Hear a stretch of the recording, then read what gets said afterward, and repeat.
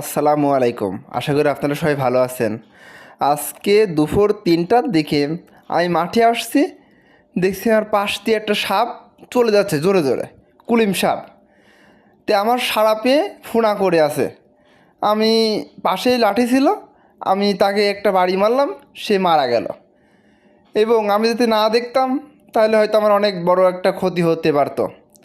আপনাদের উদ্দেশ্যে একটা কথাই বলবো, আপনারা দেখুন মাঠে ঘাস কাটার জন্য বা জমি দেখার জন্য যে কাজে আসেন না কেন, আপনারা সবসময় লাঠি নিয়ে আসবেন।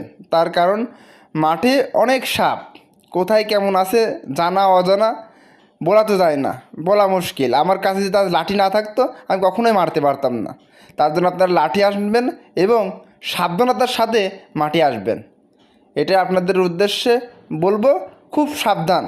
মানুষের জীবন অনেক মূল্য। সবাই ভালো থাক।